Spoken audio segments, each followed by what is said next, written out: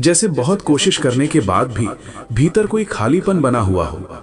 उस समय ऐसा लगता है जैसे हम कुछ खोज रहे हैं, पर समझ नहीं आता कि क्या खोज रहे हैं।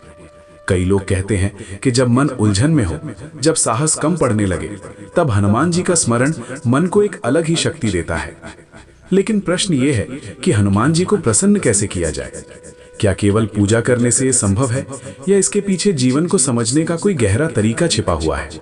जब हम इस विषय को शांति से समझने का प्रयास करते हैं, तब धीरे धीरे ये महसूस होता है कि हनुमान जी को प्रसन्न करना किसी एक क्रिया तक सीमित नहीं है, बल्कि ये हमारे विचारों, व्यवहार और जीवन के दृष्टिकोण से जुड़ा हुआ है। रामचरितमानस में हनुमान जी का स्वरूप केवल बलवान वीर के रूप में नहीं, बल्कि विनम्र सेवक के रूप में भी बताया गया है। इसका अर्थ ये है कि शक्ति और विनम्रता एक साथ चल सकती हैं। आज के जीवन में अक्सर ऐसा होता है कि हम शक्ति तो चाहते हैं, लेकिन विनम्रता भूल जाते हैं। जब व्यक्ति अपने व्यवहार में सरलता और नम्रता लाता है, तब उसके संबंध भी बेहतर होने लगते हैं और मन का भार भी हल्का होने लगता है। हनुमान जी का चरित्र हमें ये सिखाता है कि सच्ची ताकत वो होती है जो अहंकार को कम कर दे। जैसे पेड़ पर फल लगते हैं तो उसकी डालियां झुक जाती हैं, वैसे ही ज्ञान और शक्ति आने पर मन विनम्र होना चाहिए। श्रीमद् भगवद गीता में भगवान श्री कृष्ण ने भी संकेत दिया कि जब व्यक्ति अपने कर्तव्य को ईमानदारी से निभाता है, तब उसके भीतर आत्मविश्वास बढ़ता है। हनुमान जी को प्रसन्न करने का एक अर्थ ये भी है कि हम अपने कर्तव्य को पूरी निष्ठा से निभाएं। यदि हम केवल प्रार्थना करें लेकिन अपने कार्य के प्रति लापरवाह रहें, तो मन में स्थिरता नहीं आ पाती। जब व्यक्ति अपने प्रयासों में सच्चाई रखता है, तब उसे अपने भीतर एक संतोष का अनुभव होता है। यही संतोष धीरे धीरे आत्मविश्वास में बदलता है। हनुमान जी का जीवन हमें यही संकेत देता है कि सेवा और कर्म दोनों का संतुलन आवश्यक है। कबीर दास जी ने कहा था कि सच्ची भक्ति वो है जिसमें दिखावा ना हो। उन्होंने संकेत दिया कि यदि मन साफ हो तो साधारण शब्द भी गहरे अर्थ दे सकते हैं। इसका अर्थ ये है कि हनुमान जी को प्रसन्न करने के लिए बाहरी आडंबर से अधिक महत्व भीतर की भावना का है। यदि व्यक्ति सच्चे मन से किसी की सहायता करता है, यदि वो बिना स्वार्थ के अच्छा सोचता है, तो उसका मन धीरे धीरे शांत होने लगता है। यही शांति भक्ति का आधार बनती है। केवल शब्दों से नहीं, बल्कि व्यवहार से भक्ति प्रकट होती है। सूरदास जी के पदों में ये भाव मिलता है कि जब मन प्रेम से भर जाता है, तब साधारण कार्य भी विशेष लगने लगते हैं। इसका अर्थ ये है कि यदि हम अपने दैनिक जीवन में धैर्य और सकारात्मक सोच रखें, तो छोटी छोटी बातों में भी संतोष मिलने लगता है। हनुमान जी को प्रसन्न करने का एक सरल तरीका ये भी है कि हम अपने व्यवहार में सत्य और सरलता को स्थान दें।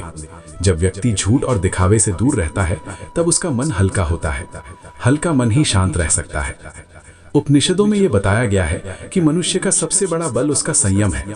जब व्यक्ति अपने क्रोध, ईर्ष्या और भय को समझने लगता है, तब वो धीरे धीरे स्वयं पर नियंत्रण पाना सीखता है। हनुमान जी को बल और बुद्धि का प्रतीक माना जाता है। इसका अर्थ केवल शारीरिक शक्ति नहीं, बल्कि मानसिक संतुलन भी है। जब व्यक्ति कठिन परिस्थिति में भी संयम बनाए रखता है, तब वो अपने भीतर एक नई शक्ति का अनुभव करता है। यही शक्ति उसे आगे बढ़ने की प्रेरणा देती है। अक्सर लोग ये सोचते हैं कि हनुमान जी को प्रसन्न करने के लिए केवल विशेष दिन या विशेष विधि आवश्यक है, लेकिन वास्तव में सबसे महत्वपूर्ण है मन का भाव। यदि मन में ईमानदारी हो, तो साधारण प्रयास भी प्रभावी हो सकते हैं। जैसे दीपक छोटा हो फिर भी अंधेरे को कम कर देता है, वैसे ही छोटा सा सकारात्मक प्रयास भी मन में प्रकाश ला सकता है।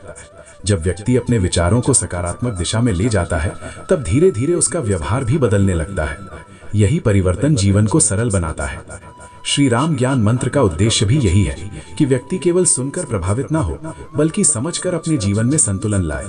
जब हम हनुमान जी के गुणों को अपने जीवन से जोड़ते हैं, तब हमें यह अनुभव होता है कि भक्ति केवल पूजा तक सीमित नहीं है, ये जीवन जीने का एक तरीका है।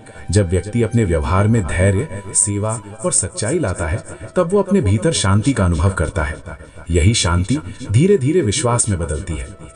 कई बार हम तुरंत परिणाम चाहते हैं, और जब तुरंत परिवर्तन नहीं दिखता तो निराश हो जाते हैं। लेकिन प्रकृति का नियम है कि हर परिवर्तन धीरे धीरे होता है।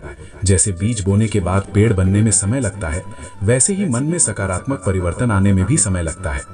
यदि व्यक्ति धैर्य रखता है, तो धीरे धीरे उसे अपने भीतर बदलाव दिखाई देने लगता है। यही बदलाव उसे आगे बढ़ने की प्रेरणा देता है।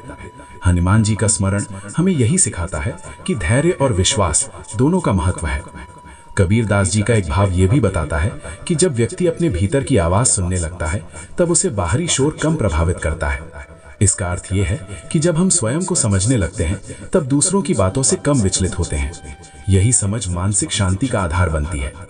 हनुमान जी को प्रसन्न करने का एक अर्थ ये भी है कि हम अपने भीतर के भय को पहचानें और धीरे धीरे उसे कम करने का प्रयास करें। जब भय कम होता है तो आत्मविश्वास बढ़ता है। श्री राम ज्ञान मंत्र के माध्यम से ये संदेश बार बार दिया जाता है कि आध्यात्मिकता केवल कठिन शब्दों का विषय नहीं है, ये सरल जीवन जीने की कला है। जब व्यक्ति अपने विचारों को सकारात्मक बनाता है, जब वो दूसरों के प्रति सम्मान रखता है, जब वो अपने कर्तव्य को समझता है, तब उसका जीवन संतुलित होने लगता है। यही संतुलन धीरे धीरे शांति का कारण बनता है। अंत में यही समझना आवश्यक है कि हनुमान जी को प्रसन्न करना किसी एक विधि का परिणाम नहीं, बल्कि एक सतत अभ्यास है। जब व्यक्ति अपने जीवन में सत्य, सेवा और धैर्य को स्थान देता है, तब उसे भीतर एक स्थिरता का अनुभव होता है। यदि ये विचार आपके मन को छूते हैं तो इन्हें अपने जीवन से जोड़कर देखने का प्रयास करें। यदि आपको ये चिंतन उपयोगी लगा तो श्री राम ज्ञान मंत्र से जुड़े रहें। वीडियो को लाइक करें, अपने विचार कमेंट में लिखें, इसे शेयर करें और बेल आइकन अवश्य दबाएं ताकि ऐसे ही जीवन से जुड़े विचार और अनुभव आपको आगे भी मिलते रहें। धीरे धीरे समझ बढ़ती है और समझ के साथ मन की शांति भी गहरी होने लगती है।